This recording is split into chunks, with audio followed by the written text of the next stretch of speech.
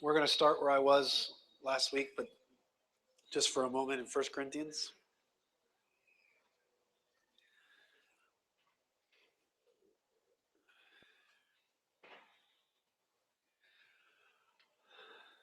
Wow, small crowd tonight. Everybody okay? Yeah? You all right? Sure? Okay. 1 Corinthians chapter 1. I just want to show you one quick verse here. This is Bible study, so there's going to be lots of Bible tonight. You shouldn't be surprised.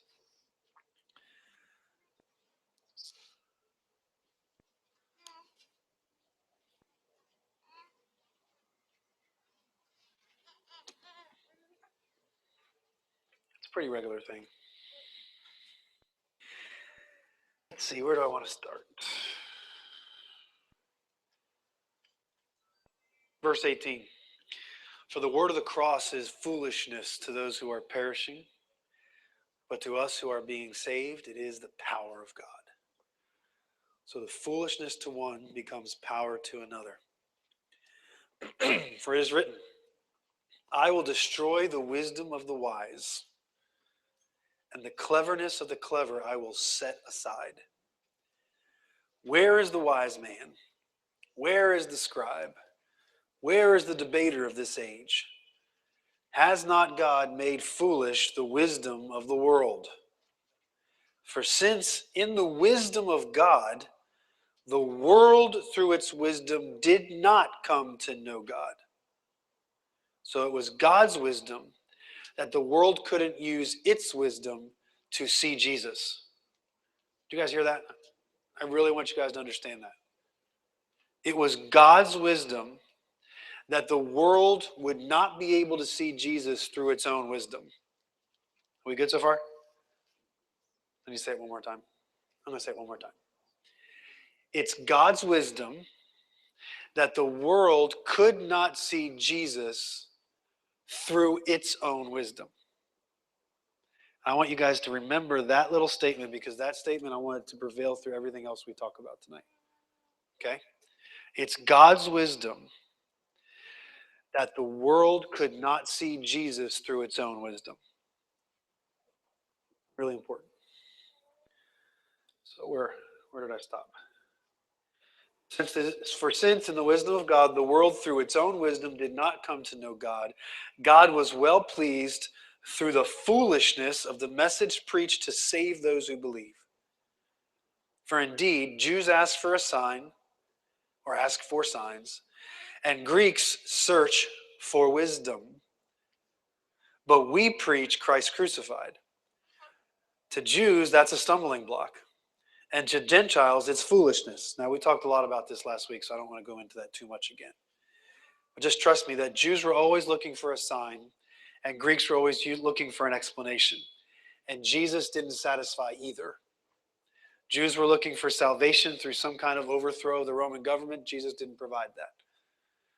Greeks were looking for Jesus to be understandable, to be explainable, and he didn't do that either because he died. In both cases, the death of Jesus on the cross seemed like foolishness to the population of that time.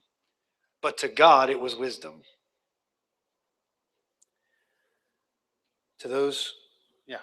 To Jews, a stumbling block, to Gentiles, foolishness. To those who are the called, both Jews and Greeks. The called, remember that word? I know I've asked you this before, but I just want you guys to remember. What does the word to be called mean in the New Testament? Nobody remembers? To be invited, right? If I have a call of God on my life, I have an invitation on my life. It doesn't mean you got to walk in it. It means you're invited to. It means you have this opportunity set before you. So if anybody ever walks up to you and says, I got a call of God on my life, what they're really saying to you, they don't understand maybe, but they're really saying is, I have an opportunity before me. It's not a mandate. It's not something we have to do. To the called, it's an opportunity. That's why Jesus said, he who has ears to hear, let him hear this invitation. So, to those who are called, those who are invited, which is all, both Jew and Greek, Christ is the power of God and the wisdom of God. If you have a paper Bible and you have a pen, underline that. Because Jesus now takes wisdom, and wisdom is no longer just words. It's not just an understanding or knowledge. Jesus becomes the wisdom of God. This is a really important New Testament principle, is that in the Old Testament, there was, what I want to say here. We talked about this about a year or two ago, and I want to make sure I use the same language so we're at least parallel. But one of the major differences between Old Testament and New Testament is what used to be a thing in the Old Testament becomes a living reality in the New. Do you guys remember, a few of us that have been around for a little while, we talked about that? So for example, at one point in time, there was a certain way to walk. And if you followed a certain way, you would achieve a certain goal. But now Jesus has called himself the way. In the Old Testament, there were certain truths that if you understood them and knew them, then you would be successful. But over here, Jesus calls himself the truth. Okay? Over here, if you did certain things and walked according to the ways of God, you would have the blessings of life. Over here, Jesus is the life. Now, and when we still think in terms of this, though we live in a New Testament reality with Jesus, even to the point where here it says, is that verse 24 where it says that? Is it 24?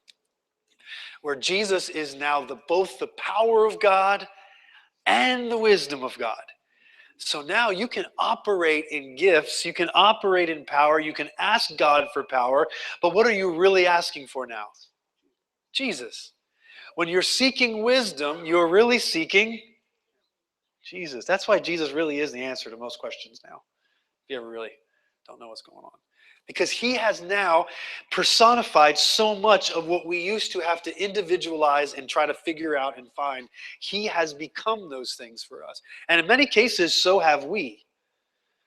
So here's an example of that. In the Old Testament, there was a tabernacle that they went and worshiped in. Even in the New Testament, it was still there. Remember that? Up until 70 AD, there was this temple that all the Jews would come and worship. Jesus makes a very important statement. In 3 days, this temple will be destroyed. Now, actually, it says there, if you go read it, it says he actually wasn't referring to the temple that was before them. He was on the mountain. He was looking across. And if you're on the Mount of Olives, you look across and you can see the temple beautifully. He was actually referring to what? Himself. But who actually is the temple of God now? We are. So a lot of those symbols, a lot of those physical manifestations in the Old Testament or in the Old Covenant have now become personified in the New. Are we with me? I just need to make sure of that. Okay. So here we see that Jesus personifies both the power of God and the wisdom of God. Because the foolishness of God is wiser than men, and the weakness of God is stronger than men. I love that. For consider your calling, brethren, consider your invitation, that there were not many wise according to the flesh, not many mighty, not many noble, but God has chosen the foolish things of the world to shame the wise, the weak things of the world to shame which are strong, the base things of the world and the despised God has chosen, the things that are not, so that he may nullify the things that are, so that no man may boast before God. Basically, what Jesus did in the cross with the Father is that he destroyed worldly wisdom and said, if you want to understand spiritual things, you have to appraise things by the Spirit. And chapter 2 of 1 Corinthians is a picture of that. Let's just jump there really quick. This is Paul's reliance upon the Spirit. And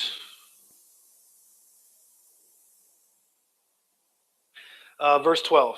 There's so much I want to say here, but I'm trying to be concise. Verse 12. Now we have received not the spirit of the world. Remember this? This is 1 Corinthians chapter 2, verse 12. We have not received the spirit of the world. That's where the worldly wisdom is. But the Spirit who is from God, so that we may know the things freely given to us by God, which things we also speak, not in words taught by human wisdom, but in those taught by the Spirit. Look at this, combining spiritual thoughts with spiritual words. I still think that we try to understand God with worldly wisdom, with natural understanding. And he loves us enough that he'll communicate to us through our paradigm, but he's only going to communicate in that long enough to bring us into his. Because this is how, I want you to read this very carefully. We speak not words taught by human wisdom, but in those taught by the Spirit, combining spiritual thoughts with spiritual words. There should be times that when a preacher is preaching or the Bible is being read or the Lord is talking to you, that you do not understand what's being said. In fact, most of the time when someone's having an encounter with the Lord, specifically in the New Testament, the guy usually says, basically, I don't know what you're talking about. Because there is this disconnect between natural and spirit. Now look at the next words here. A natural man, verse 14, does not accept the things of the Spirit of God. They are foolishness to him, and he cannot understand them because they are spiritually appraised. He who is spiritual appraises all things, yet he himself is appraised by no one. For who has known the mind of the Lord that he will instruct him? But we have the mind of Christ. Tonight I want to talk about the wisdom of God. I want to talk about how experience is not the wisdom of God. I want to talk about if you're 80 years old, you can be as ignorant as a 5-year-old who has the Spirit. I want to talk about that. I was sharing this with a few people today here in the office, that I personally think, I've been in the church now in Christianity for about 25 years, and I'm seeing a greater gap between true Christianity and the wisdom of God that I've ever seen in 25 years. I'm seeing a church trying to understand the ways of God through natural wisdom. I'm watching a church try to preach to the world spiritual things with natural wisdom. Are you with me so far? Even some of the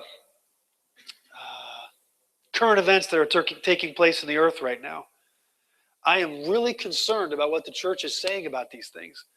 Because I look at what the church is doing and I feel like there is an emotional, I'm going to just use this word and it's going to sound strange at first, a sensual response to what's happening in the earth. And it's not based upon a heavenly paradigm. And the results are going to be devastating to the church and to the earth, because we will respond to natural circumstances not according to the heavenly perspective. And we will bring a veiled spiritual response, but the real response will be natural. But to the world, as the church comes, as the church brings its wisdom to the world thinks, oh, here comes the church, and the church is going to have this answer that will set us free. And the church comes saying, we have the answer that will set you free. And they'll bring it, and it will cause actually greater devastation. I'll be honest with you. I know that sounds kind of dark and dismal, but I am very, very concerned about that right now. And I'm not alone. I know there's other people that are praying, that are seeking the wisdom of God. And when they hear and see the response of the church to the world right now, we should be in great intercession for her, because I see a wisdom gap. And my desire is that we as the church really begin to ascertain the wisdom of God and appraise things by the Spirit. So, really quick, 1 Corinthians chapter 12. I just want you to go here really quick. I don't pay a lot of attention anymore to the individual gifts of the Spirit, but in this case, I just want you to see something. 1 Corinthians chapter 12 gives one of the two New Testament lists of spiritual gifts, kind of how the Holy Spirit works, kind of like the arms and legs and different attributes of the Spirit and how it looks in the body. Verse 4. There are varieties of gifts, but the same Spirit. There are varieties of ministries and the same Lord. There are varieties of effects, but the same God who works all things in all persons. To each one is given the manifestation of the Spirit for the common good. For to one is given the word of wisdom. The very first spiritual gift that's described here in 1 Corinthians 12 is the word of wisdom. And it's actually the Greek word where we get the English name Sophia. The word Sophia means wisdom. Specifically, its root word means clear. One of the greatest things that wisdom does is it clears the fog. It gives someone who is caught in the chaos of their life, caught in all kinds of foggy, I don't know what to do, I can't see clear. The whole point of the word of wisdom, or the wisdom of God in Jesus, is that it makes clear what was cloudy or confusing. Has anybody ever had someone speak wisdom to them and it just like made everything so clear, like, well, how come I never thought of it that way before? That's the word of wisdom. If it's ever come to you by the Spirit of God, where you're just like, man, I was so confused, and then God spoke, and it was just like, boop. That's the wisdom of God, okay? So this is a gift of the Spirit, and why wouldn't it be? If Jesus is the wisdom of God, why wouldn't one of the attributes of his Spirit be wisdom? Right? So I just think it's really interesting that this is it is the first gift mentioned here that's by the Spirit. And by the way, there's various gifts here. He goes all the way down. The word of knowledge. Gosh, forgive me. I need to get my glasses back on. We've got the word of knowledge. We've got faith. We've got healing, miracles, prophecy, discernment of spirits, various kinds of tongues, and to know the interpretation of tongues. I just want you to know, in my opinion, that tongues, interpretation of tongues, is based upon Acts chapter 2, where it really was the gift of God given to people to speak other languages so that they could hear and understand the word of God in their language. That's exactly what it was meant for in Acts 2, and it's still what it's meant for here, both in the interpretation and in the speaking of it. But verse 11 is what I want to focus on. But one and the same Spirit works all these things, distributing to each one individually just as he wills. This is one thing that I have come to learn differently than I originally learned the Spirit and the gifts of the Spirit, is I don't believe you have one main gift. I don't believe when you look at the original language here, this is what verse 11 says. The Spirit gets to put on you whatever he wants to, whenever he wants to. That's actually what it means. Otherwise, if you're just this person who has the gift of interpretation of tongues and you're walking around giant, how much of that gift is going to be real beneficial to the grocery store? No. So I'm not useful until I'm in another country that's the language that I speak or whatever. No. If you're in the store and there's someone who is physically ill, don't you think that the Lord could put his Spirit upon you to effect healing into that person's life? Of course. I don't know where we've gotten this idea that this is this one gift. We do spiritual gift inventories. Anybody ever done one? And, well, we used to do it. We did it twice here at World Harvest. I'm glad we don't do that anymore. Because the Holy Spirit doesn't want you to have an inventory. He is your inventory. And he can come upon Hunter at any time he wants to and move mightily through him in wisdom and in knowledge and in the effecting of miracles, in prophecy and healing. Okay? Sure.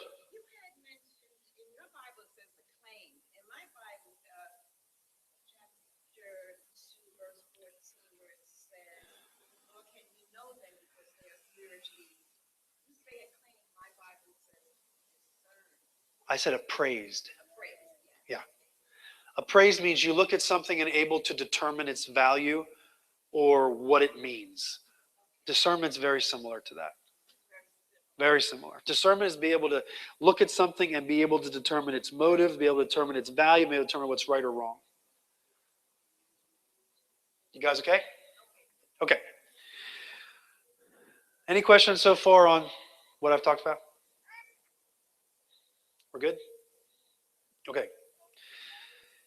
So I started in the New Testament because I wanted you guys to see that wisdom has become part of the person of the Lord.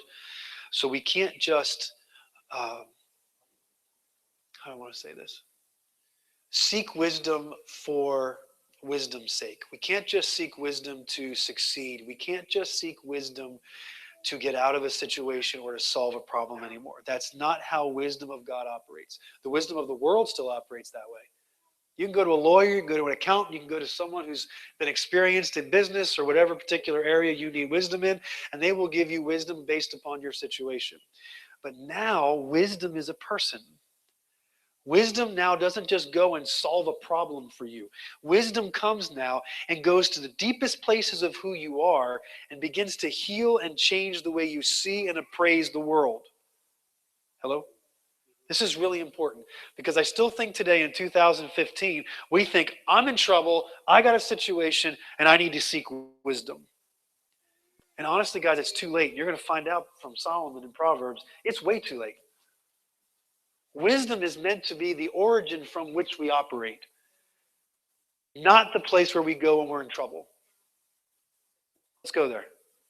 I hope you heard that. Proverbs chapter 1.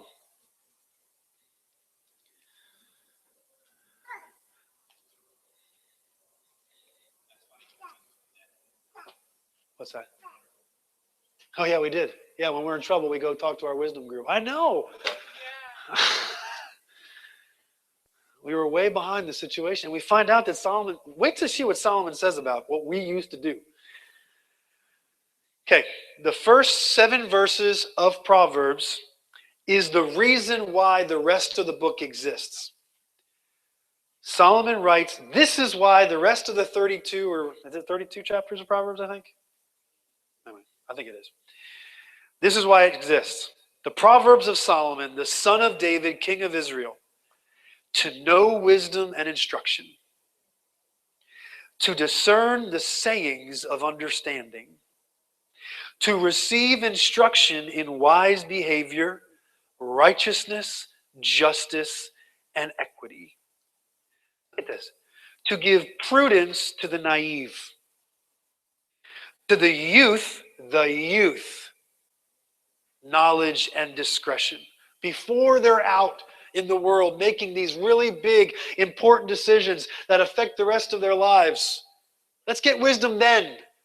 Let's not wait until, oh my gosh, the debt's piled high and the husband wants to leave me and the kids are acting like fools. Now I better go get some wisdom.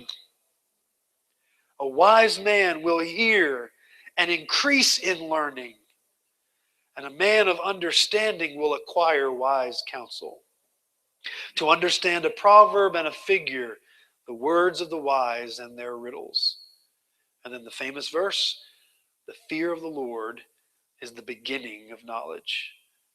Fools despise wisdom and instruction. So there's a little section here where he's telling sinners how bad they are. I really don't want you to see that because it's kind of rough. But I want you to go down to 20. Wisdom shouts in the street. She lifts her voice in the square. At the head of the noisy streets, she cries out. At the entrance of the gates in the city, she utters her sayings.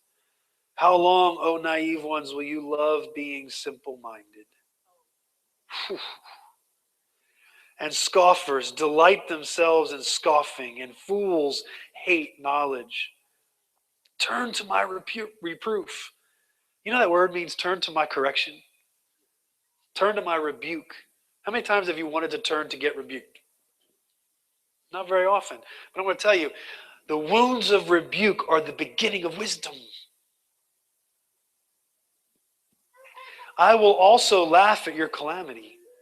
I will mock when your dread comes. When your dread comes like a storm and your calamity comes like a whirlwind, when distress and anguish come upon you, then they will call on me and what? I will not answer. Wisdom does not answer in the calamity. What? What kind of compassion and mercy is that? No, wisdom waits until the calamity is over and then we rebuild. And wisdom says, okay, now that it's all done, now that you hit rock bottom, yeah, it sucks. Oh man, it's terrible. Yeah, look at all this rubble. Isn't it awful? Do you ever want it to happen again? No, I don't. Okay, We're going to start fresh, and you're going to listen to everything I have to say. Because by the time the calamity's already hitting and all this stuff's going on, you know what? Sometimes not only are you not ready to listen, it's just not going to help. I tell you what, I've talked to many people who are caught up in their drama, and I have been trapped in the chaos of their moment, and I can promise you, any wisdom I had not only fell on deaf ears, but could not even start to address what was going on in this person's life. And it's because wisdom does not do this. In fact, wisdom says, I'm not going to answer. They will seek me diligently, but they will not find me. Why? Because they hated knowledge. And they did not choose the fear of the Lord. They would not accept my counsel. They spurned all my reproof. So they shall eat the fruit of their own way and be satisfied with their own devices. I want to tell you, sometimes we need to eat the harvest of bad sowing. That's painful, isn't it? Where's the mercy and compassion here? The mercy and compassion is eat it. Know what it tastes like to eat weeds and dirt so that you'll never want it again. Because if I try to save you from the harvest of your bad sowing, you'll never know the real pain of not walking in wisdom. For the waywardness of the naive will kill them, and the complacency of fools will destroy them. But he who listens to me shall live securely and will be at ease from the dread of evil. Chapter 2. Pretend like there's not a break. My son, if you will receive my words, and it's very specific, my son. He's speaking to someone who has not gone to all of the lengths and has not made all the decisions yet. And I know that we're not all there, but we can all start fresh. If you receive my words and you treasure my commandments within you, make your ear attentive to wisdom. Incline your heart to understanding. If you cry for discernment, lift your voice for understanding. If you seek her as silver and search for her as for hidden treasures, then you will discern the fear of the Lord and discover the knowledge of God. For the Lord gives wisdom. Look, I want to go back to these first couple verses of chapter 2. Then you will discern the fear of the Lord and discover the knowledge of God, and the Lord will give wisdom. From his mouth come knowledge and understanding. That comes when you receive the words of a wise one, treasure his commandments within you. This is going to sound really strange, and I'm not afraid to say this. There has to be a season of time in every one of our lives that if you really want to walk in a lifestyle of wisdom, you've got to spend a season of time listening to the commandments of a man. You have to spend a season of time and where you're just going to say, you know what? I'm naive. Guilty. I'm naive. I don't know what I'm doing in life. And I need to spend a season of time where I don't do anything until I talk to someone-so or wisdom first. This is not Mark saying this. This is Solomon. Spending a season of time listening, discerning. It says the commandment. This means one man giving a commandment to a son. Hello? There's not a lot of smiling in here. But I want to tell you something. I spent a season of time in my life where I told Gene, I said, look, I'm not doing anything unless you think it's the right thing to do. Now, that might sound like, what the world are you talking about? You giving yourself land? I said, no, I realized that I didn't know what I was doing in life. I was clear. And I remember there was probably more than a year's worth of time. I had just gotten married. I was actually a part of when I was engaged and a part after I was married where I didn't make any decisions, well, outside of maybe what I was going to eat and stuff like that. But any kind of decisions with my life, with business, with what I was doing with Dawn, and what we were talking about for our future without talking to him first. And it wasn't because he asked me to. It wasn't because he demanded it. It's because I knew that if I was going to walk the rest of my life in wisdom, I had to be trained in what it looked like to operate in it.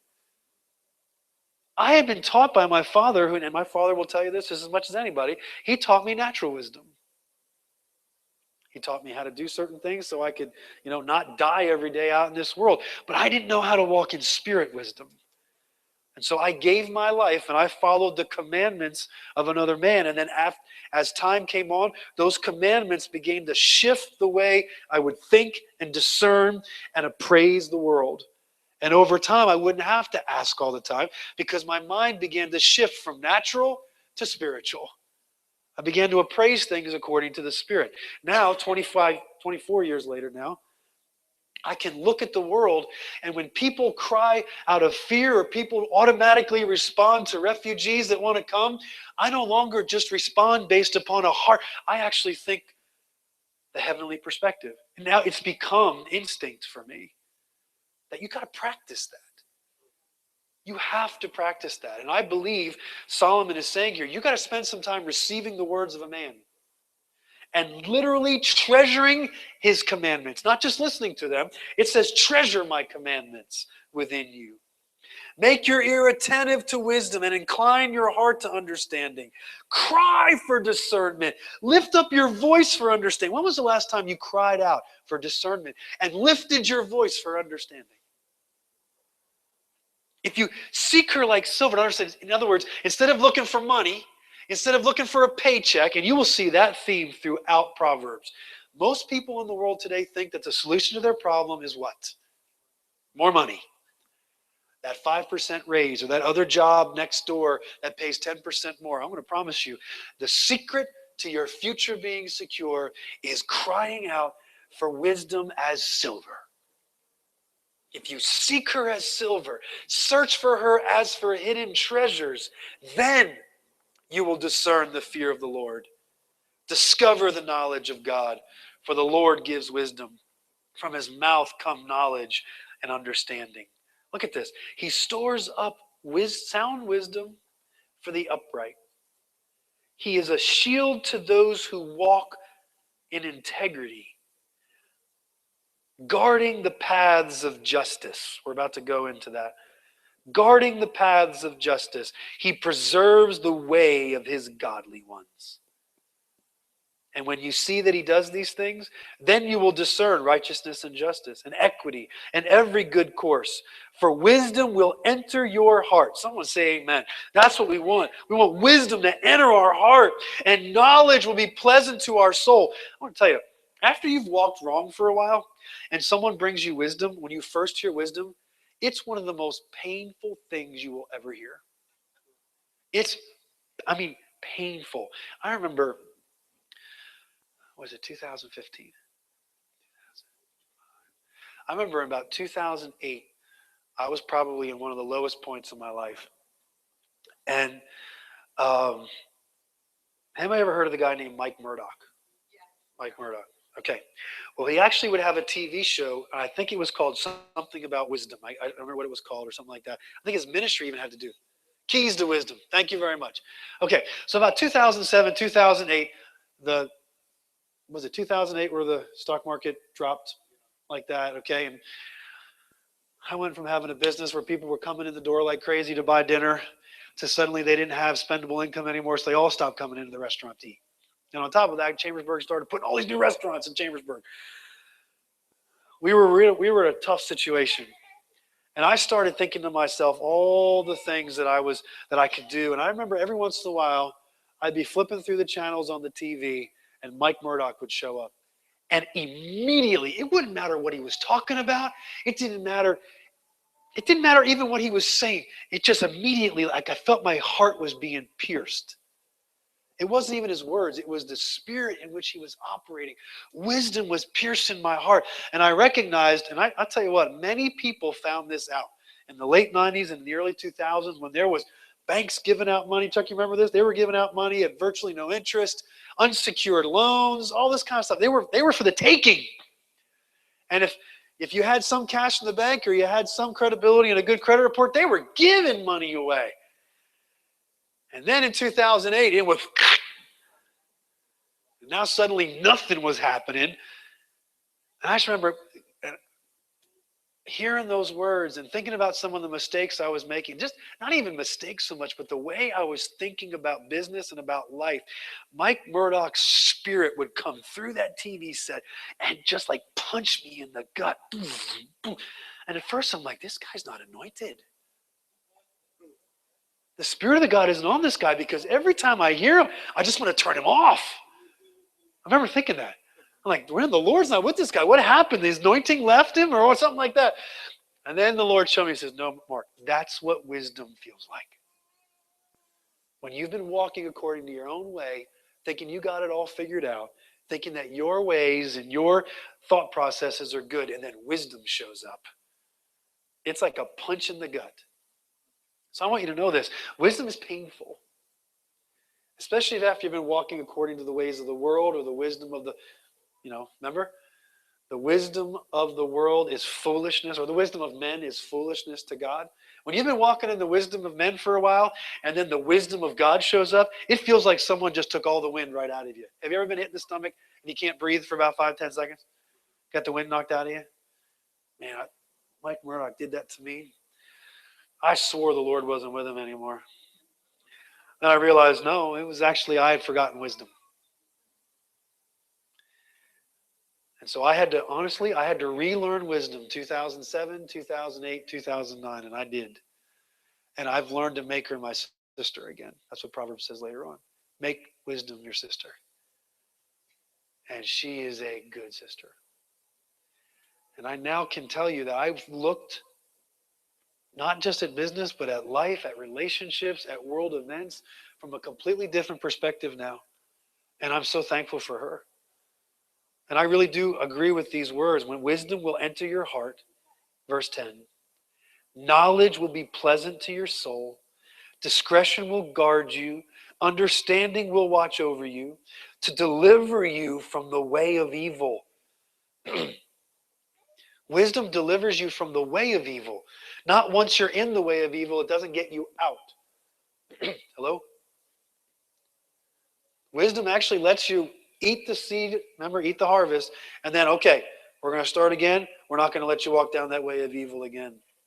From the man who speaks perverse things. One of the things wisdom will do when it's really in your life, you'll be able to tell, whoa, I don't know what you're talking about, but that is perverse. That's not the way God thinks. From those who leave the paths of uprightness to walk in the ways of darkness. Anyway, I want to go to 2 more scriptures in Jeremiah. Now I want to talk to you. Jeremiah 6.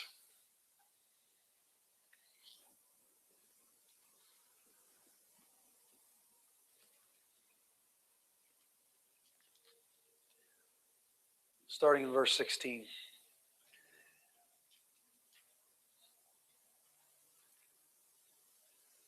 Thus says the Lord. I want you to see this next statement. Stand by the ways and see and ask for the ancient paths.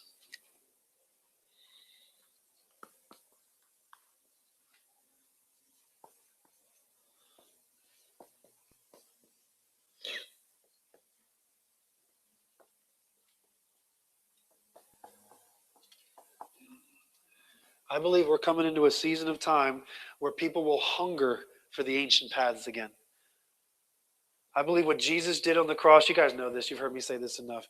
I think Jesus hit the reset button on humanity and restored us back to our original genome, our original sourcing, which is the Father. And it's a reset button, and it brings us back to some of the original ways in which we were intended to walk. And right here, Jeremiah says, or the Lord says to Jeremiah, stand, see, and ask about these ancient paths, where the good way is, and walk in it. And you will find rest for your souls. I mean, just think about that phrase, rest for your soul. It just sounds good in my spirit. But they said, we will not walk in it. And this is what the Lord says that he does. And I set a watchman over you, saying, listen to the sound of the trumpet. But they said, we will not listen. Did you hear that? The Lord set a watchman over them, saying, listen. I mean, the Lord's basically doing everything in his power. This watchman is blowing a trumpet. It's just like wisdom crying out at the street. In the noisy, everyday life of the city, wisdom's crying out. This watchman is blowing a trumpet. But they said, we will not listen. Therefore, hear, O nations, and know, O congregation, what is among them. Hear, O earth, behold, I am bringing disaster on this people. The fruit of their plans. Did you hear that? Sometimes, like wisdom, lets you eat the fruit of a lack of wisdom, of foolishness, just so you can taste its bitterness, so you never want to taste it again. I'm bringing disaster on this people, the fruit of their plans, because they have not listened to my words. And as for my law, they have rejected it also. I have learned that the compassion of God is to not keep you from the consequences of your own decisions. That's not compassion. Compassion actually lets you experience the consequences. I used to think, when my parents would, they watched me make bad decisions, and they didn't save me from my bad decisions. I'm like, what? That's not a very good parent. And my dad said one day, you won't learn anything if you don't feel pain. I'm like, aren't you supposed to save me from pain? He says, yeah, I'm supposed to save you from death, but not pain. I'm like, oh, okay. And that's exactly what the Lord says here. He says, look, I actually have to have disaster come upon you because you didn't listen to the trumpet. You didn't stand, see, and ask about the ancient paths. They're right there for you. But instead, I put a watchman, I blew the trumpet, and you said, we're not going to walk in those ancient paths. We're not going to listen to the trumpet that's sounding over us. So he says, look, you have got to experience the fruit of your own plans. And then after you've eaten it and you kind of wake up, I mean, just think about the most awful thing you've ever eaten. Like when you first taste it, you're like, oh, like coconut. Kombucha. Sorry, Leslie. Whatever it is. And when you first taste something that you don't like, it's just like, oh my goodness. That is seared in your conscience, isn't it? Turnips. See, everybody's got something. And once it's seared into your conscience, every time you hear the word coconut, every time you smell it, every time you see someone else eating it, it's like, boom. And that's what the Lord wants in your consequences. He wants you to experience the consequences of bad sowing so that every time you're about to sow again, it's like that shock. It's electroshock therapy, but it's consequences so that you will seek wisdom. Hello? A couple chapters later, Jeremiah 18.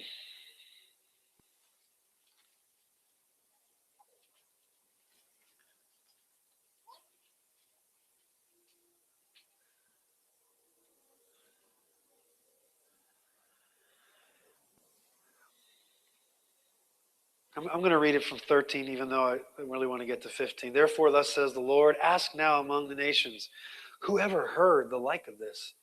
The Virgin of Israel has done a most appalling thing. Does the snow of Lebanon forsake the rock of the open country? Is the cold water flowing from a foreign land ever snatched away? For my people have forgotten me. They burn incense to worthless gods. They have stumbled from their ways, from the ancient paths, to walk in bypaths, not on a highway. And look what happens. To make their land a desolation, an object of perpetual hissing. Everyone who passes by it will be astonished and shake his head. Like an east wind, I will scatter them before the enemy. I will show them my back and not my face in the day of their calamity. Isn't that crazy? It sounds like this mean ogre of a father, but the reality is a father, and as hard as it is to watch his children go through it, a father will allow a child or a son or a daughter to experience the calamity of their own decisions, so they will then seek him and say, I don't want this to ever happen again to me. Wisdom actually allows that to take place. And then once it takes place, it's like a reset, and then we seek real wisdom. So I thought, and this is just an idea, and if we don't like the idea, huh?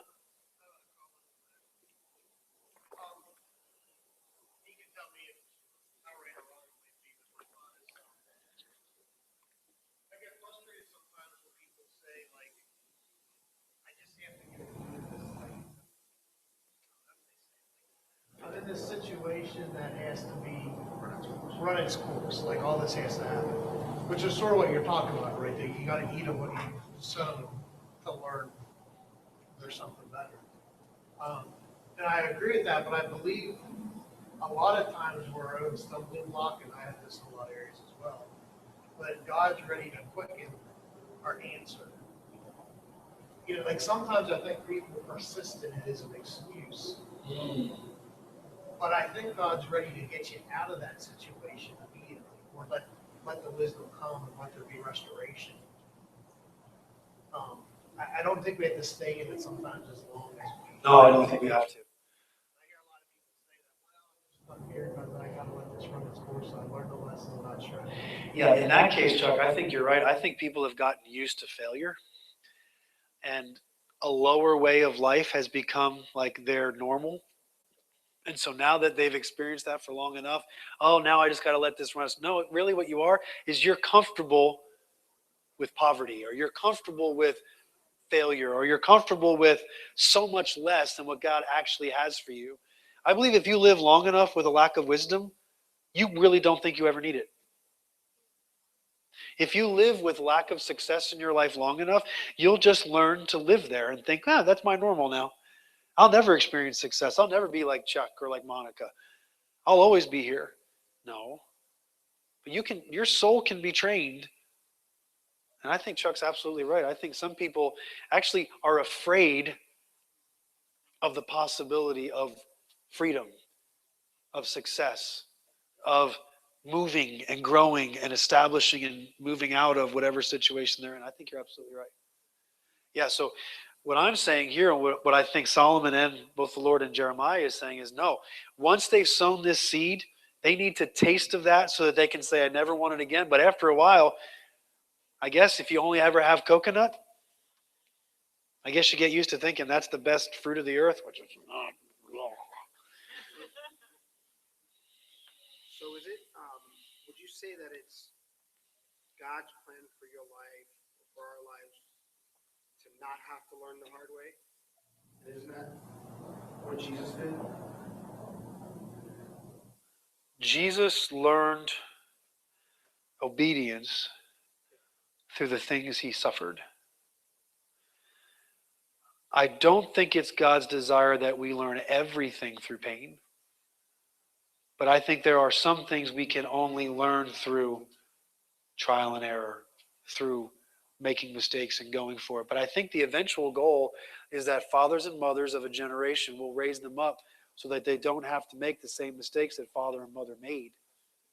Where we actually see a progression in the generations where my generation did this, but this next generation will be able to do so much more. I think that's the desire of the Lord.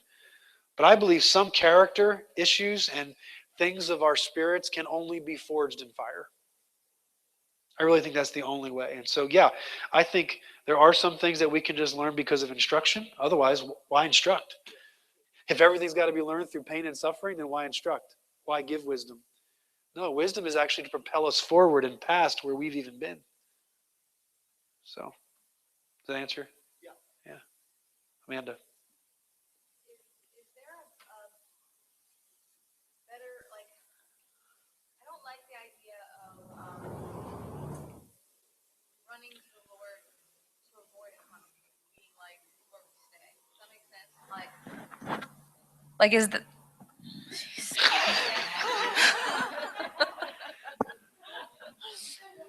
Does that make sense? Like, is there a, like, I don't always just want some, I don't know if that makes sense. Like, right. So you're saying that you don't want to be the only time when you run to the Lord when you're in the midst of a consequence? Is that what you're Or saying? to just avoid one. Like, well, I don't want to feel that pain. So that just struck me a little, I mean, struck me a little wrong that we would stay there. Maybe that's like the middle or something. I don't think and I don't think it's bad to run the Lord in your consequence, because I think I need comfort Yeah. while I'm eating the seed or eating the fruit of a not well planted seed. I need someone to be with me in it. And I think the Lord's our best comfort. But then once I'm done and the harvest is done, he's like, okay, you ready to start again? Absolutely. So go there. And I also have one more question. Yeah. I have said to somebody one time where I felt like I was supposed to pursue a person, like an actual person for counsel, so to speak. And this person's response to me was that they were kind of frustrated because they felt like they've heard me say this before, and that they felt like that I'm putting a person above the, like, seeking the Lord for wisdom. So like they just feel like you always want to go like talk to somebody for advice or for counsel, and I didn't know what to say, because I guess I could see why they would think that, like, oh, you're running to a person for advice or for wisdom, but you really need to be going to the Lord. Like, you need to, so I didn't quite know what. Yeah. So can I use you as the example? Yeah. All right. Because I've seen an incredible progression in Amanda. There was a season of time where Amanda would pass everything by someone of wisdom. Oftentimes it was me before, and it just was. It's just what she did. And then she would come up with her opinion on whatever it was we were talking about.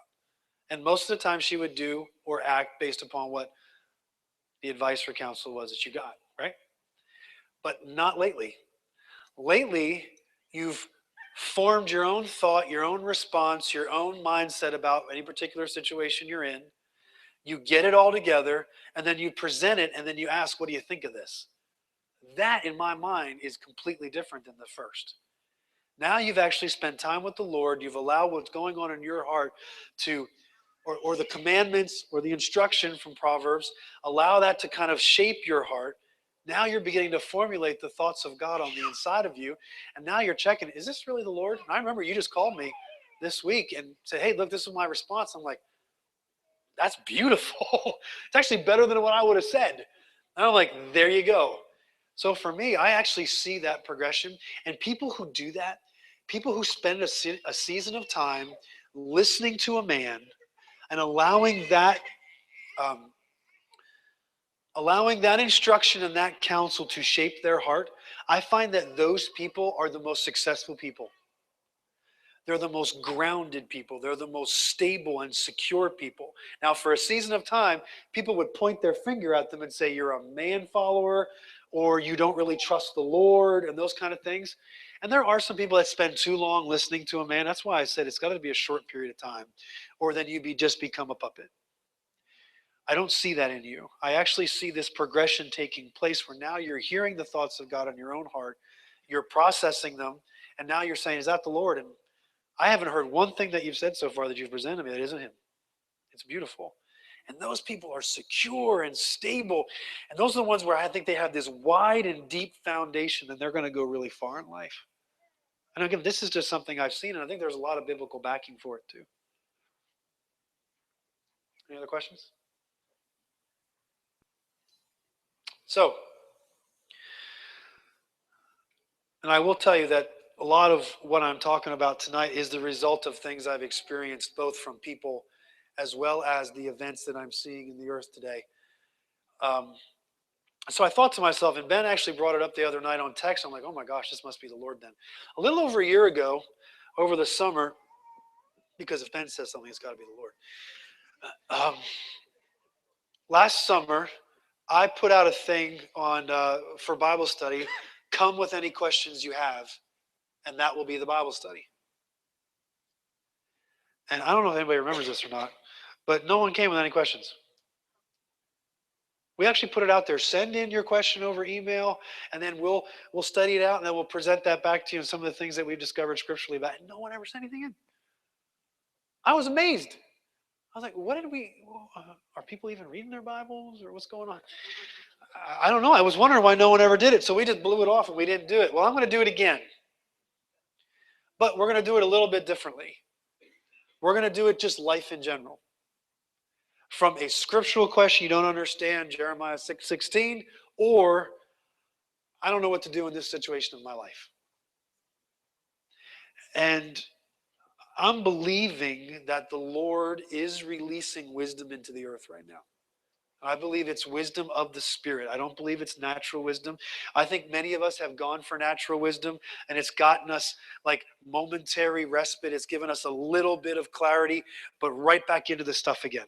And I believe that God is releasing in it. If you want to talk about this, and I don't like to talk about seasons and dispensations, but I am so weighted spiritually with this idea of wisdom that I actually feel as if the Lord is saying, I want to pour out wisdom.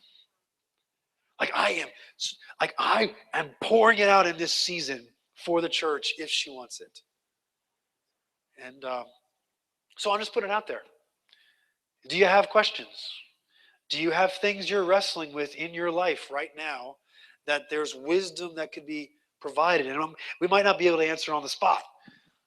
Maybe we can. Maybe there's wisdom in the room. But I want to be able to provide a platform by which wisdom can be released into lives. So does that mean you have one? Yes, I have a question. Okay. And it's a story actually, because this thing about wisdom, it came to me in a dream, and something that I needed to know. It was so encouraging, because the question in the dream was, someone said to me, but you don't have wisdom. No, the question was to me, you don't have knowledge. I say, but I have wisdom. What does that mean? How far apart is knowledge and wisdom? Mm-hmm. Thank you. Yep. If you go back to the New Testament where it talks about the gifts of the Spirit, the first one is the word of wisdom. Remember what the second one is? Word of knowledge. They're very different. And so I'll give you a basic understanding of it. Both Proverbs and the Old Testament, as well as the New Testament, separate the two words. Knowledge and wisdom are not the same thing. Okay? I believe that you can go to college and get a lot of knowledge, but I don't think you can get a lot of wisdom in college. Okay? Knowledge has to do with actual facts. So let's go back to this New Testament example. If someone has a word of knowledge gift, they will just hear names. Like recently, Sean Boltz was just on Facebook. I don't know if you saw that, but Bethel was sharing a prophetic guy that was prophesying over Bill Johnson. And then there's also a video where he's prophesying over this couple. How many people have seen that video? It's probably starting to go around a little bit. Well, anyway, Sean can't even talk without being prophetic. I'm like, he's saying things and she goes, that's my name, or that's where I'm from, or that's my birthday, and all this. He says, I just need to stop talking because I don't even know I'm being prophetic. Really, that's word of knowledge. It's actually not prophetic. It's actually word of knowledge. Prophetic is revealing the thoughts of God to the earth. Word of knowledge is just knowing things. Knowing facts and figures, being able to tell you your address, being able to tell you where you came from, being able to say things that no one else could explain to you or reveal to you except by the Spirit. That's knowledge. Knowledge is knowing things. Wisdom is being able to know what to do with the knowledge. And what I'm discovering is that we have a world full of knowledge, but not a world full of wisdom. So we've got all kinds of people that have all kinds of understanding of things, but have no idea what to do with what they have. And it's not only how to do what to do, but how to see that wisdom that you have and how it really applies and how you apply it. So does wisdom give you all of that? Because it's wisdom, how you apply that wisdom. I think wisdom, smart or something like that. I think wisdom is how you apply knowledge. Okay. What you do with what you know. Mhm. what to do with what you have, how to operate in integrity and well with the things you know and have. I think that's wisdom. Okay. Yeah.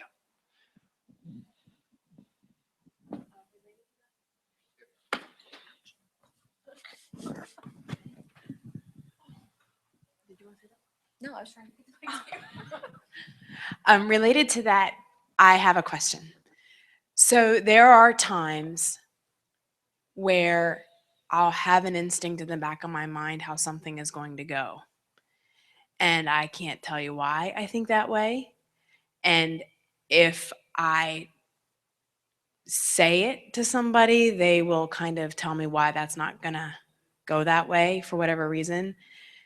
And not all the time, but fairly regularly, it goes that way. And it's like just an instinct in the back of my head that never really seems to make logical sense, and I can't defend it logically.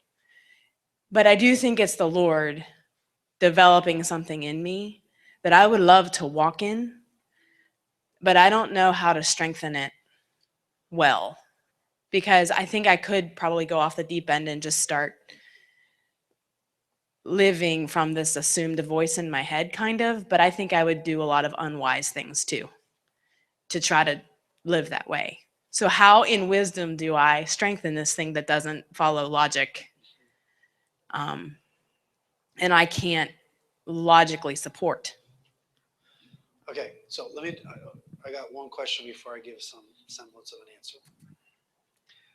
The gift that you think you have is being able to see how something will go? I don't want to say it's a gift. I just will tell you that my instincts will often kind of be ahead of me. And I just have a hunch. It's not like I'm predicting the future. I don't want to come off like a fortune teller or something. I'm just telling you, like, I'll get a sense about somebody or I'll get a feeling. Okay, so that's a prophetic gift. Okay, so you've got a prophetic gift. You kind of see into the future. You kind of see how something's going to go. And you want to learn how to hone that so you can be more accurate with it. Am I hearing you Without right? being unwise and Okay. like a mystic. So this is going to sound awfully simple, but I think wisdom is simple. And that is, if I knew that I was going to, this is going to sound like a really extreme, overly imaginative answer, but just work with me because this is how my brain works. If I knew that I was a prisoner in medieval times, and I was going to have to shoot an arrow and hit an apple on the top of one of my daughter's heads, but they gave me 3 weeks before I had to do it, what do you think I'd be doing for 3 weeks? Practicing. That's what you do. You practice as if someone's life will eventually depend upon it. And I think that's the greatest wisdom I could ever apply to anything like what you just described. Is wisdom is, I'm going to practice. And I'm going to practice with people that it's, I'm going to practice. Obviously, I'm not going to practice on my daughter's head. Okay? So I'm going to practice with a target. I'm going to practice with safety. So I'm going to practice in a place. And that's where I think many times the church is a beautiful place to practice our gift. Practice with our friends. Practice with our loved ones who have grace for us when we miss. You know, but eventually we're going to get to the place where, you know what, I'm hitting that target most of the time. Bring daughter out here. It's time. And then I think that's when we begin to step out past the doors and the walls of this church and begin to do it with people that really, their lives are in the balance. So for me, practice. Yeah, I wish I could be more elaborative, but I think wisdom is simple. I think wisdom is, if there's any other thing that I'd be giving you to do, you would practice it. I think it's the same way with that. So practice on me, practice on Ben, practice on people who are already kind of walking with the Lord, that you're not going to send us off the deep end if you begin to operate in that. But someone who has no relationship with the Lord, and then you go out there and zing them with an arrow, it could send them into the deep. So practice with us. Thank you. Yeah.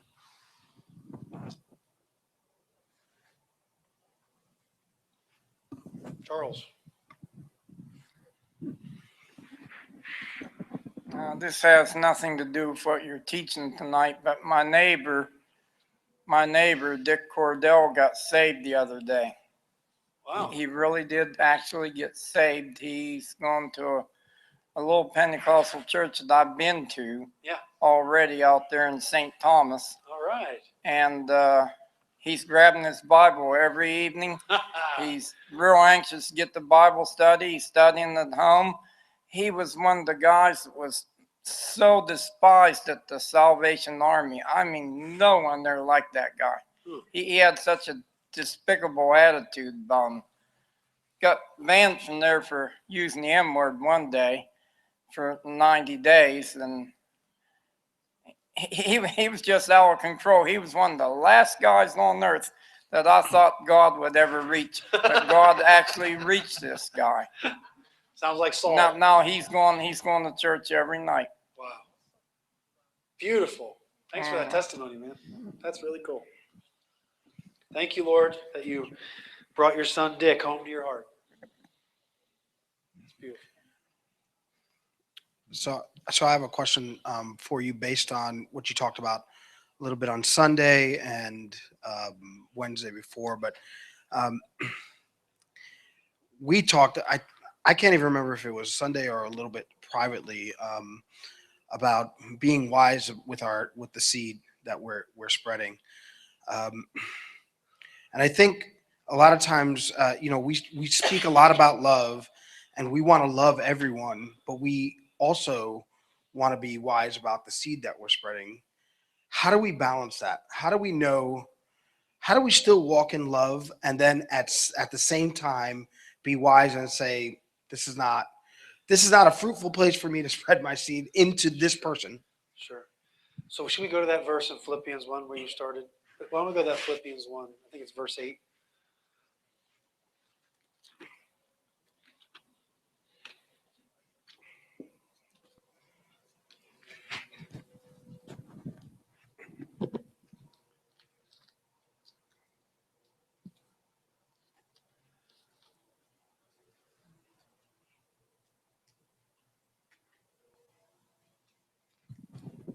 And in full transparency, I ask because there's times I struggle with loving people because maybe I'm at my rope with them. And Yeah, it's actually verse 9. Yeah, I know that feeling. This I pray, that your love may abound still more and more. Now, most people would just stop there and say, our love just needs to abound more and more. But Paul's really careful. He says it can't just abound more and more. If it does, you're going to waste it. And God, I believe he's not afraid to waste it, just like he wasn't afraid to throw his seed on thorny ground and stony ground and path. He's not afraid of that. I'd like to look at that, by the way, sometime. Can you remind me about the parable of the sower if I forget this? But I want to show you this really quick. Anyway, I want your love to abound more and more in real knowledge. It doesn't just say knowledge, it says real knowledge. And I believe he's speaking specifically of not the knowledge that the world tries to give you, not the knowledge that their situation tries to present to you. Has anybody ever sat down with somebody and they're trying to explain to you what's going on in their life so that you can help them with it? Has anybody ever had that? Yeah. That will not help you. In fact, the more they explain what's going on in their lives, I'm willing to bet the more confused you're going to get. Yeah. And you're going to try to, what they're actually doing is they're trying to get you to feel and experience what they're feeling and experiencing. And you won't help them at all. In fact, there's many times where I've actually asked someone to stop. I don't want to hear it. I don't want to know. And it's not that I'm not compassionate. It's that if I'm going to give you real wisdom, I can't base it on your current reality. So the very first thing about love is that love, who is our standard of love? Jesus, right? That's the answer to most of our questions. He's the standard of our love. Love one another. What's the new commandment he gave us? As I have loved you. Okay? He does not love us how we think we need love. Has anybody ever discovered that? He doesn't answer our prayers the way we pray them. Has anybody ever discovered that? No, he answers them the way his heart is designed and lines up for us. That's what love does. Love does not give people what they're asking for. You can write that one down. You can write that one down. You can tell your kids later Mark said it. Because really God said it first. Love gives you what the Father has always intended for you. which oftentimes is very different than what you think you need. And swine will ask you for pearls. Because they think that the only way out of their swine state is your pearl. And Jesus says, do not give your pearls to swine. Hello? Wow. This is wisdom. Wisdom bases its response to people on the heart of the Father, not their situation. So I have to speak. I just got to speak to this. I got to speak to this refugee thing because it is driving me crazy. It seems to me, and I know this is going to go on the internet, and I don't know how many, not very many people watch us anyway, so I'm okay. We got like a super small window of audience, so I'm okay. But it seems like the avant-garde response of the church right now is, what would Jesus do in this situation? And they're pulling out scriptures to support how Jesus would love a refugee. In fact, I even saw one where they actually called Mary and Joseph a refugee. They were not refugees. They were going back because they were supposed to go register. They weren't refugees. Oh, dumb. I mean, there's not even real knowledge, let alone wisdom going on in the church today. Okay, so here's what I want you to see. I want you to see that love doesn't just automatically say, oh yeah, whatever you need, come on. That doesn't help people. What we have to do is our love must be in real knowledge and discernment. Now, thank you for Devorah actually helping us define what discernment or appraisal is being able to see rightly the situation and then make a good decision based upon all the information available. And most of the information that's available is not from the person, it's from the heart of the Father. But we're not downloading that usually. Usually we're in the and trust me, these refugees are in an urgent situation. But here's the thing I'm thinking about. In this situation, what we have right now, and I know most of you don't know this, they might not know what I'm talking about. The Syrian refugees and how each governor is getting the choice to decide whether or not they're going to receive refugees into their state or not. Everybody knows this? Okay.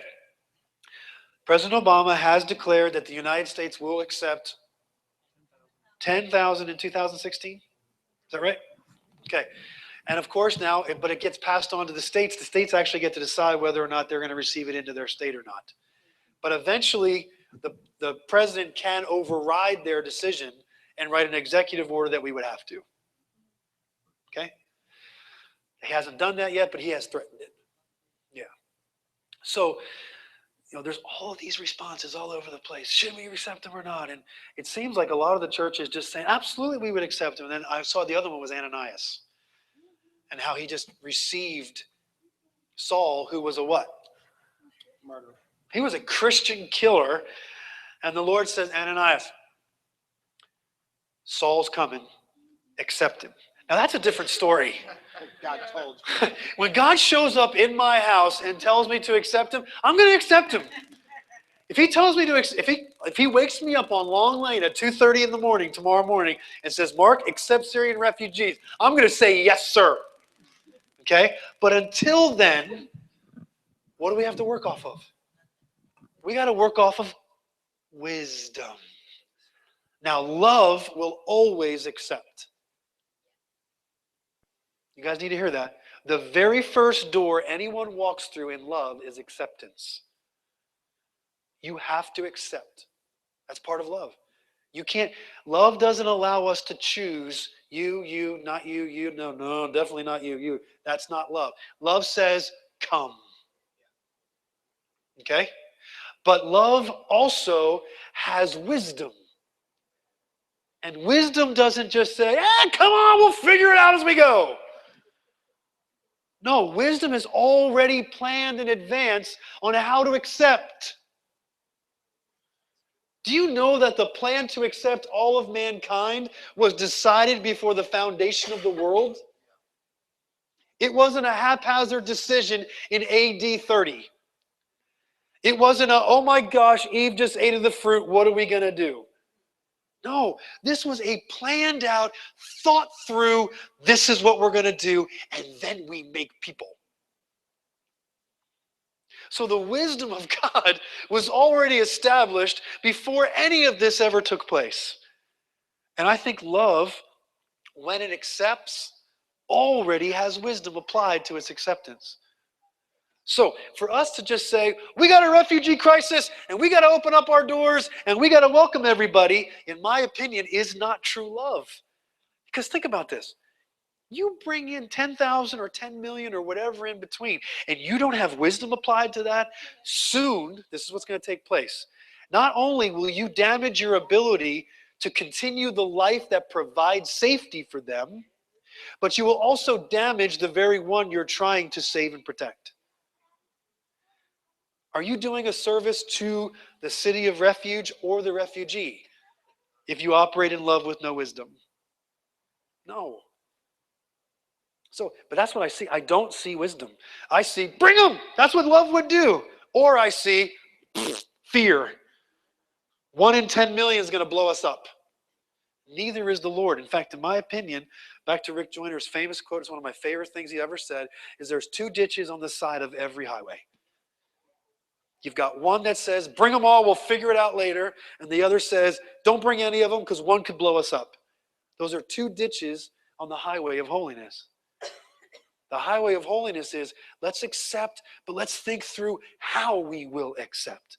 Not once they're accepted, we'll figure it out. And not, no, we can't because we might. Fear is a terrible response, but so is undiscerning love. You guys hear me? Yeah.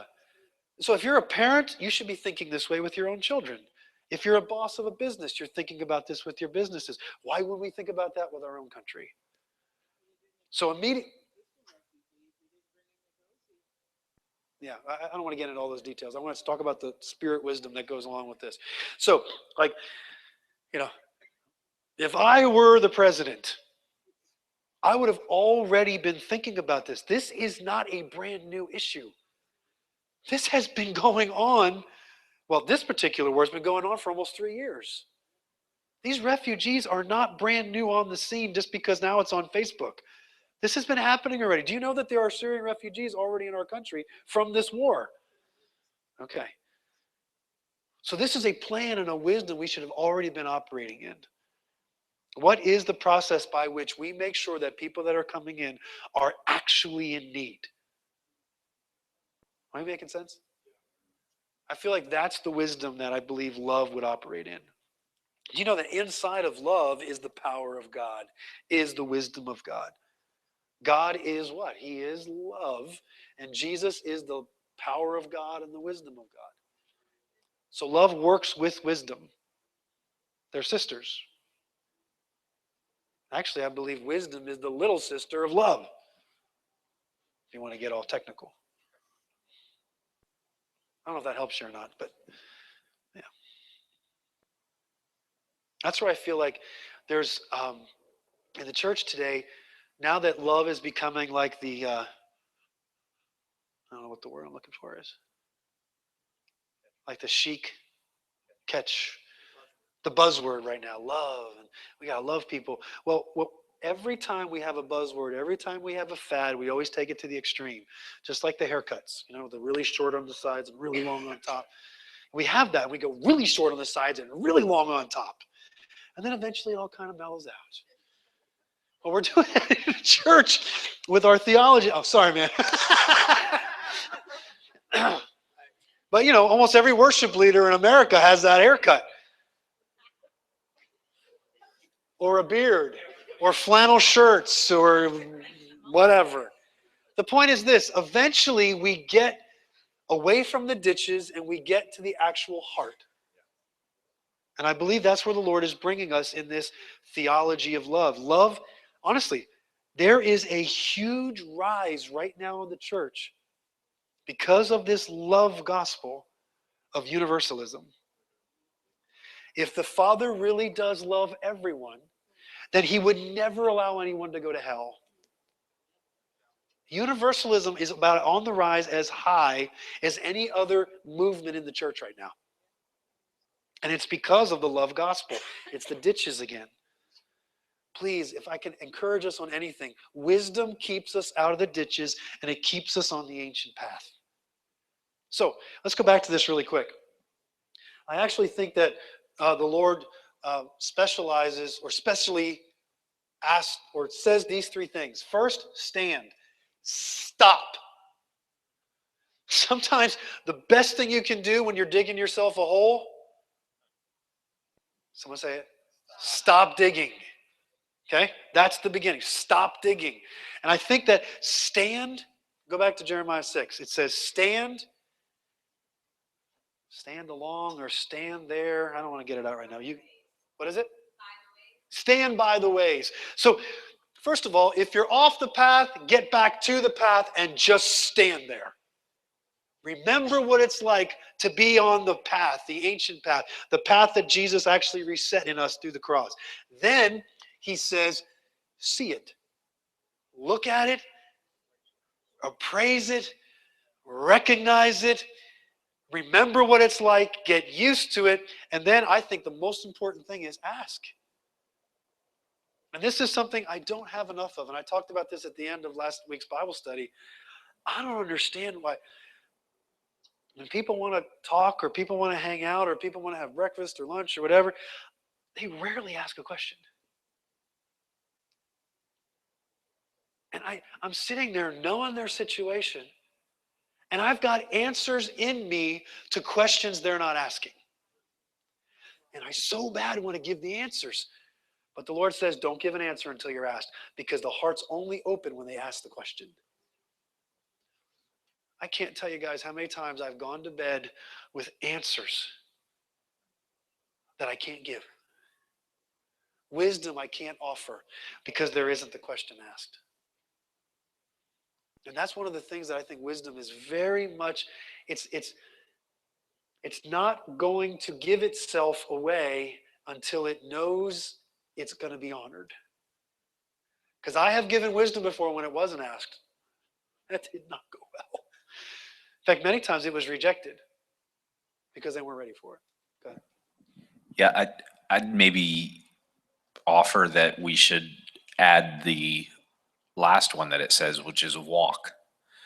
Because, Is that like, there too? I'm sorry. I didn't yeah. know. Okay. So stand, see, ask, walk. Right. Because you can have the top three, but if you don't walk it out, you're kind of stuck there. Ah, great. Good job, Aaron.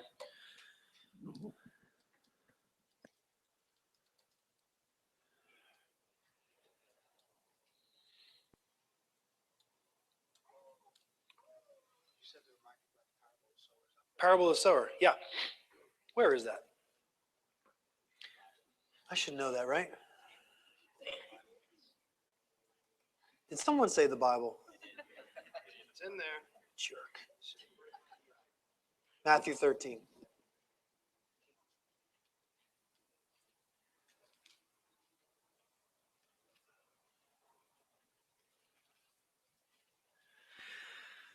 I just want you to see something really simple here. I just recently saw this. The same day, Jesus went out of the house and sat by the lake. 13:1. Such large crowds gathered around him that he got into a boat and sat in it while all the people stood on the shore. Then he told them many things in parables, saying, a farmer went out to sow seed. And, well, let me do this in the NAS. I like it better in the NAS. That was the NIV.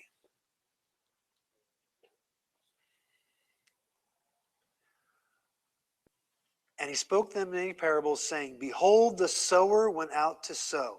And as he sowed, okay, which means he had an intention to sow in a certain place, but some of the seeds fell in other places. What I like about this, and this is the only reason why I bring this up, is because we think that he intentionally sowed the seed on the road or on the rocky places or on the scorched or thorny places.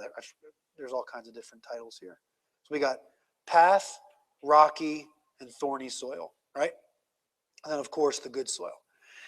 But what we think happens here is we think that he's sowing on all four of those areas or all four of those kinds of soil. The reality is, I think he's actually sowing in good ground. But just like any time, like I have people that come and fertilize my yard for me. And sometimes the fertilizer gets into my mulch. Sometimes it gets onto my driveway. Sometimes it even gets onto my cars and some things like that, depending on how aggressive their blower thing is. And I'm like, you know what? That fertilizer is not going to help my mulch. It's not going to help my car. And it's not going to help my driveway. But if it got in my grass, it's going to do good things. And I think this is what was happening here, is that he was sowing in a good field, but along the way, some of it fell out on the path that led to the field. Some of it got thrown out onto that. And I've heard it taught this way, that Jesus actually intentionally sows his seed into thorny ground and into stony ground and into path ground. Now, that's not what it says here. I'm not telling you that he does. I'm just telling you that's not what it says here. What it says here is as he was sowing. Now, any sower that sows isn't just going to equally sow his seed on thorny ground as well as good soil. What sower would do that? None. Unwise. Right. A wise sower says, I'm going to sow seed, but when I make my turn at the corner of the field, some of it might blow out onto the sides. Got me? There's this idea, and I've heard this preached, that he's just throwing his seed on open. No, he pours out his spirit on all flesh, but I want to tell you, he invests himself in good soil.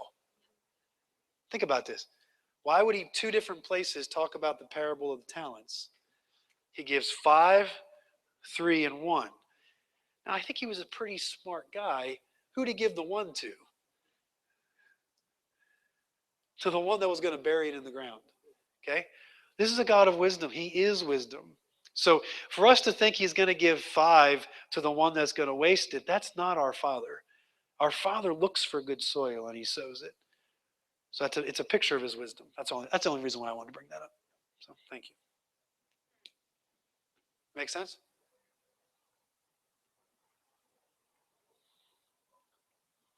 Any other questions? Anybody got a situation they're in right now they wouldn't mind a little wisdom on? And I'm not the only person that could answer this. There's probably other people here that have wisdom too. Got Chuck Abler here. He's a big old seed bag. Huh? Wisdom hurts. So everybody's got great life?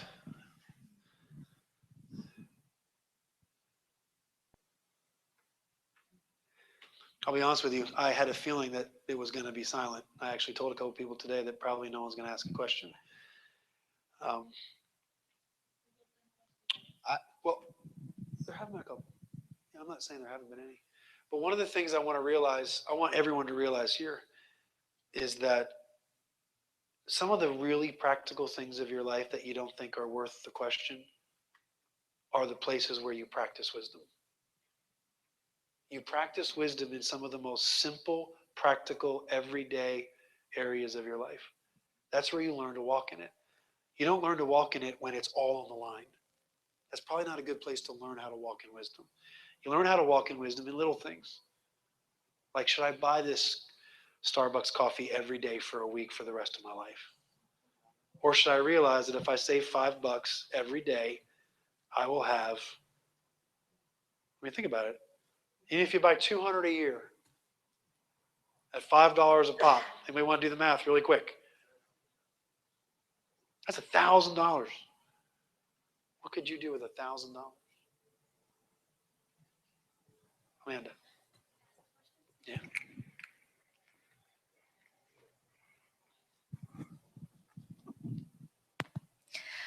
So, Chris and I, for a while now, have been trying to do something different with when it comes to tithing, or tithing, I don't know.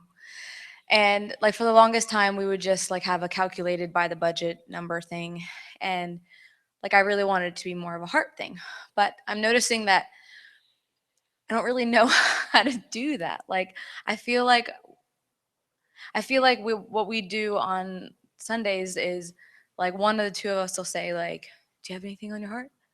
And I feel like I am always waiting for like the Lord to spit me a magic number, or like or myself to know like what magic number do I want to give. And I never know. I never have like I had a dream and it's this number and this is what I just never know. And like I never like sometimes I just never tithing is the most uncomfortable part of a Sunday morning for me because I don't know what is it's not supposed to be hard. I know it's not supposed to be this hard. I know it.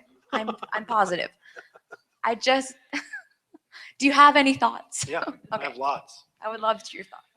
First of all, I'm really thankful that you asked this question because a lot of people have just stopped giving altogether. I really wanted you to hear that answer. I heard that. Okay, good. So I want to honor you that you're wrestling with that. Because as much as people are going to try to act like it's not happening, a lot of people in this room have not even given for a while. And it's not because I know, because I don't even ever look. In case everyone's wondering, I never look. I have no idea. But I can promise you that some people don't even wrestle with that because they're just not giving. So I honor you for the wrestling. And in that wrestling is the wisdom. I guess I'm going to need to back up a little bit and tell you, from my perspective, the tithe is more of an Old Testament principle than it is a New Testament principle. I believe that tithing can be a way in which we discipline ourselves to give, to be generous. I think tithing is a great way to start walking a generous lifestyle. So, for example, Abram, when he sees Melchizedek, is just like, oh my goodness, I've just taken out 5 kings. I have all of the riches of that. I'm going to give you a tenth of everything.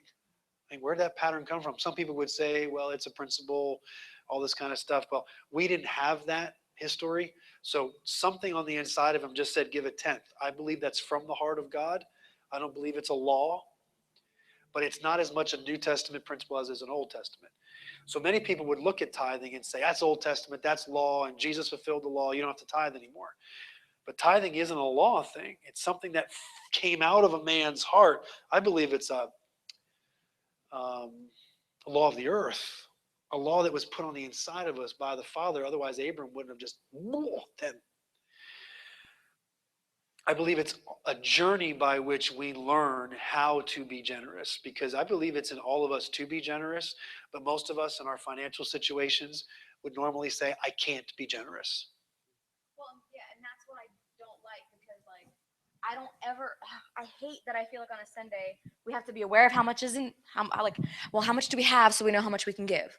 You know, I would rather, I can say this because, like, I don't necessarily carry, you know, like Chris handles making sure we have what we need in certain areas, but like he handles that. So I feel like I can sometimes more easily just be like, well, I want to give this. And he has to be aware of how many the numbers and where things are at. And so sometimes he's like, well, let me make sure this is here and that's there, and then we can give that. And I'm like, I hate that. Like, I don't like. So let's say you have this wrestling match going on right now, which you just said you did, so we don't have to say let's say. You are. Again, this is just a suggestion, and probably if there were 50 people in this room, they'd give you 50 different answers to this question, but I got the microphone, so I get the answer. Why don't you practice tithing for a little while? Okay. Why don't you and Chris, just for the next whatever month, you literally calculate what 10% of your income is, and you tithe for some period of time? Well, we were doing that. Okay. So you It were. was a calculated number. But now you're. And I kind of wanted it to be more of like, I want to give because I want to give and not just because it's the number we put in our budget. Is that Chris's desire too? He's really good at just giving. He's really good at giving. And if I ever ask him, he would be like, give. Like he would never stop me from giving but I don't know if, I think we're both still like learning how to do the heart thing. I don't know if that My makes sense. suggestion to you is to go back to that. Sit down with Chris and say, why don't we go back to just tithing for some period of time, 3 months, 6 months, something like that.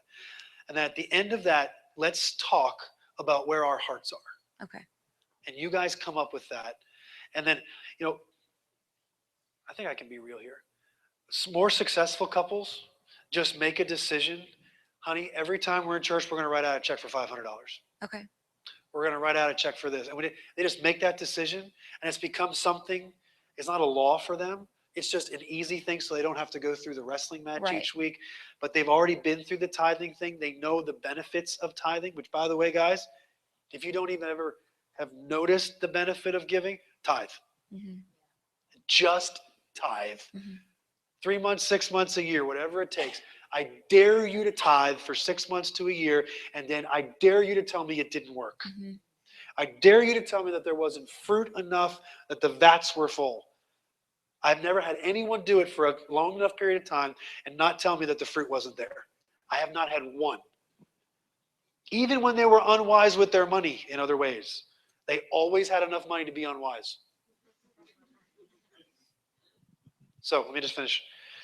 After that period of time, sit down, look at the fruit of the tithing, and then together make a decision. My suggestion is make a decision that each week we're going to do this, and it might be the tithe amount, it might be more. In fact, in most cases, after people have tithed for a season, they usually give more than the tithe because they recognize, man, if we give 10% and it's like this, could you imagine if we did this? And before long, it increases and it grows.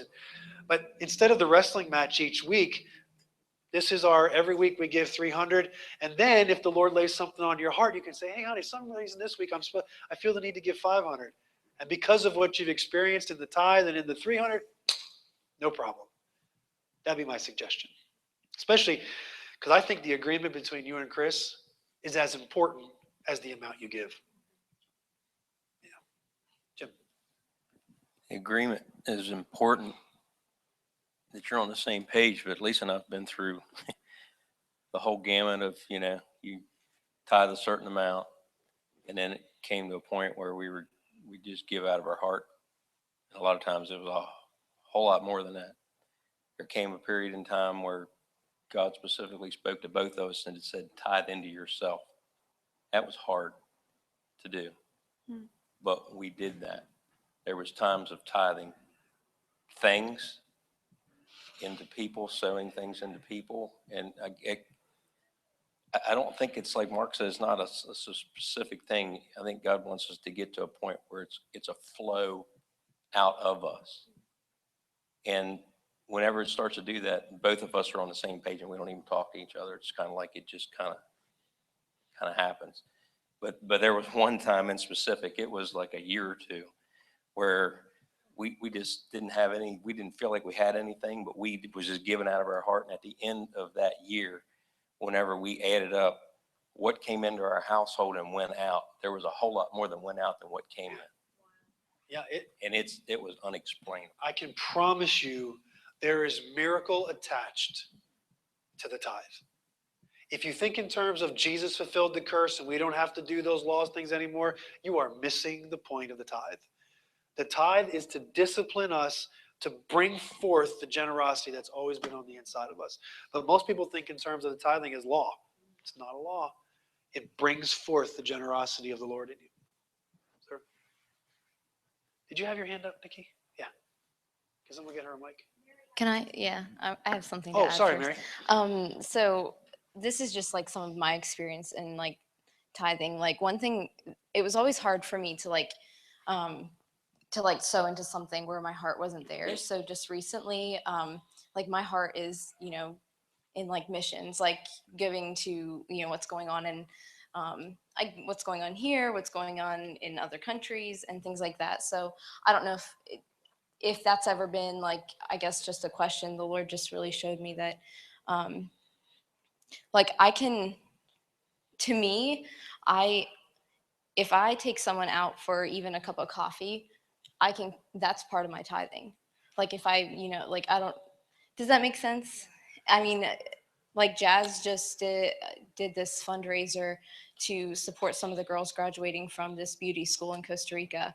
And like, that's like, I count that as part of my tithe. And it doesn't even always, like what everyone's saying, it doesn't even have to be just money. Like it should just flow out of you. But I guess that's kind of helped me give out of my heart like, because my heart is so for these girls that they would be able to invest their lives in something eh, other than, you know, prostitution or something like that. So that's kind of like giving out of my heart. Mark, was it from you that I heard where your quote unquote tithe should be from where you're receiving? Like you should, like, because that to me, like, for example, the cup of coffee would be like an over and above kind of thing, like not my tithe. Yeah. In the Old Testament, specifically in Malachi, it talks about bring your tithe into the storehouse. Yeah, okay, that's what So the storehouse, or Melchizedek in Genesis, represents the place from which you draw your sustenance to continue to be able to give. Okay? So in the Old Testament, the tenth was often given as a symbolic offering that you are the reason why I'm able to produce wealth. And then anything above and beyond the tenth was an offering, was a heap offering. There's all different kinds of offerings in the Old Testament, but that tithe was, and oftentimes it went into the Levites, eventually in the law, because they represented the Lord, the priests on the planet. So New Testament, you don't see that teaching as much in the New Testament. However, I believe that Jesus fulfills that law, which doesn't mean he abolishes it. Oftentimes we think that Jesus, when he fulfills the law, has taken it away. He hasn't. He fulfills it and gives it purpose and meaning. So it's my personal opinion, and it's not because I'm the pastor of a church. So if you think that's the reason why I'm saying it's not because I would bring my tithe before I was a pastor. I would bring it to the place where I believe I was drawing the majority of my spiritual life, my sustenance, think of other words. I can't think of other words right now. But I think you're getting my point. And then I would always give money like Mary just described. But, you know, to say tithe versus offering, that is Old Testament language. So I don't want to try to bring that into the New Testament and say that's just as legitimate now as it was then. However, I have discovered, like, you know, if I'm not sure if this is a legitimate example. I'm going to get it out, and once I get it out, I might take it back. I reserve the right to do that. But let's say you worked for an employer, and after the 40-hour work week, or for some of you, 50, 60-hour work week, your employer came to you and paid you for 35 hours. And you said, well, I actually worked 40. Yeah, but I gave 5 of it over here because of whatever. I really felt like that person was really in need of it. And sometimes I feel like the church kind of gets the redheaded stepchild portion of our giving, because now we think, oh, we're free. We can give our money wherever we want to. But the place that's actually treading out grain regularly for you is kind of getting the short end of our stick. But we still, you know, when I say we, I mean the church is still treading it out, still being faithful, and the Lord still takes care of this house and whatever house is out there. But I've always believed that I give honor where honor is due. And one of the ways I do that is in my giving. So for Mark personally, I give to men and women who have fed me, who have provided the environment by which I can draw from the Lord. I give to them. So I probably lean toward what you just described. And I think you probably did hear that from me.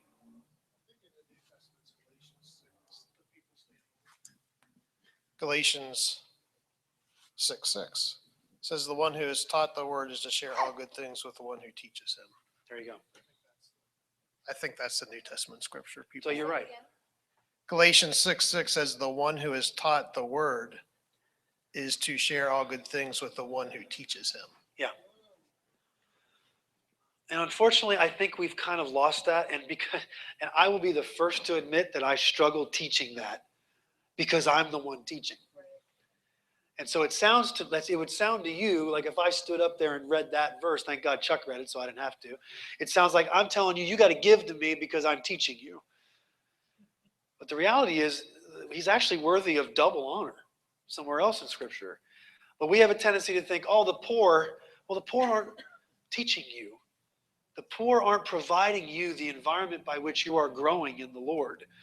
So there, I think you're absolutely right. There is some biblical New Testament advantage to supplying the very environment that supplies you.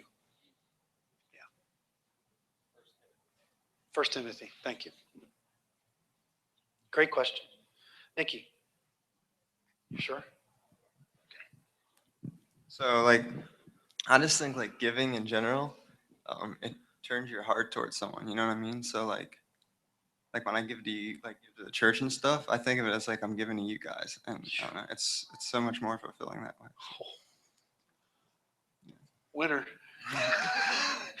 Because you're exactly Do you right. want to collect offering on something? Where your treasure is, there's where your heart be also. So yeah, if you give your offering to, or your tithe to, what did you say, Jazz, something in Costa Rica? Yeah. Yeah, your heart's there. And it's, my heart's there, so I give there, but when I give there, then my heart's there even more. So now you have this heart connection to that place. As you give here, your heart gets connected here. I'm going to say this in a small group because I think it's easier to say it in a small group than in the large group. There are some people who write a check to Mark Derniak. I'm not telling you you have to do that. But their heart connects such a way that they look and they say, oh my goodness, this person has really provided life and guidance and support. And so they write it. There's not very many. It's just a couple. But I want to tell you something. That is honor. And I am humbled personally by that, but I'm also seeing the fruit of that in their lives. So I think that's a really important verse, that when you give to whatever you give to, your heart turns there and it's directed there. I think that's a really great principle.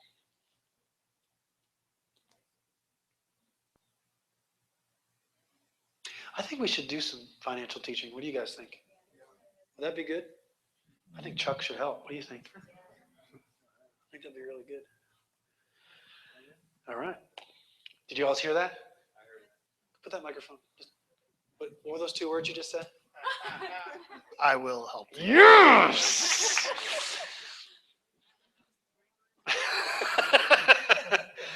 I was just like the whole I will. That way I could use it for anything. I'm horrible with numbers, so. And he's going to help me with financial teaching. So, Remember, wisdom and knowledge are different. it's true. Yeah, Aaron just thanked Amanda because that was a transparent question you asked. So thank you for doing that. It was good. Probably helped everybody in the room. We good for tonight? All right. So I don't know how many times I teach between now and the end of the year. On a Wednesday night, I think it's only 1 or 2 more times because you got a lot of other stuff scheduled. But I think I want to do this kind of stuff between now and the end of the year each time I teach. Okay? So come with questions, and we can even do this email, Facebook, whatever. I'll even do this. But let's get in the habit of asking questions, because I think we're more in the habit of struggling alone. And there's no reason to do that. Koinonia, it's almost illegal to struggle alone, especially when there's so much wisdom available. And trust me, I am I tell people this all the time. If I can't help you, I'm going to find someone who can. And some people don't like that because they think that's a breach of confidentiality. Well, then don't come asking for help. If you value your confidentiality more than your freedom, you don't really want to be free. I'll say it again. If you value your confidentiality over your freedom, you really don't want to be free. And I've had people come to me and say, hey, look, I want help, but I only want to talk to you about it. Well, what happens if I can't help? It's true. I can't help everybody. There's some things I just have no capacity for, but I will bring, the Chucks and the Bens and the Dianes. Heck, I'll even bring Harold and Brian Kisner. I'll bring Reese in. When I get really desperate, I'll call Reese. Air questions. I can't tell you.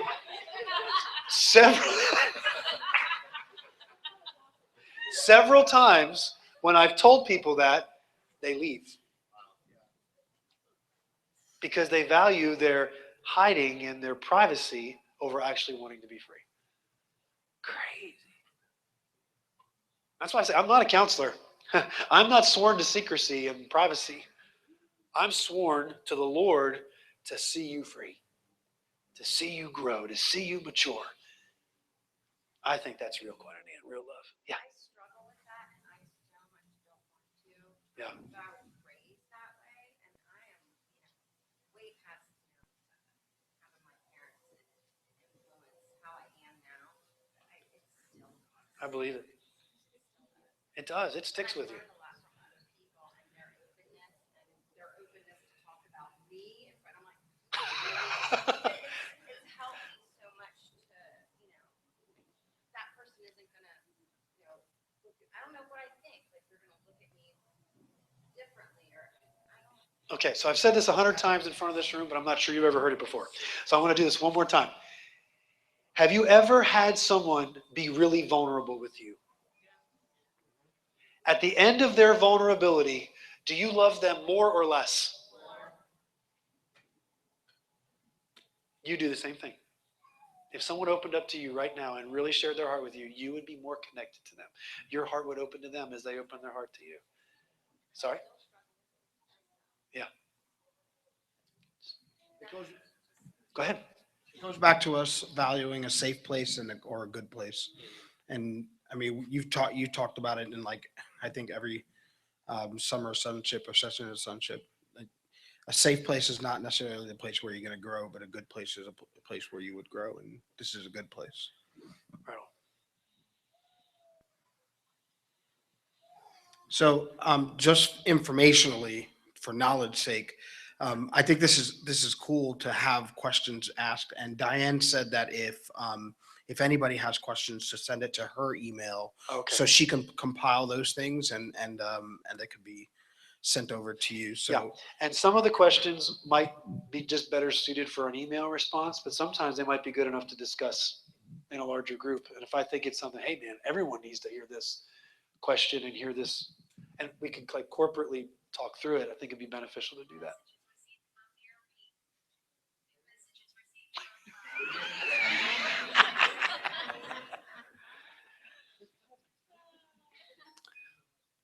I am really serious. I want to finish with this. I do believe that, gosh, it was probably 23 years ago. I'll never forget this. I was in a service in Living Faith Chapel in Chambersburg, or Shippensburg.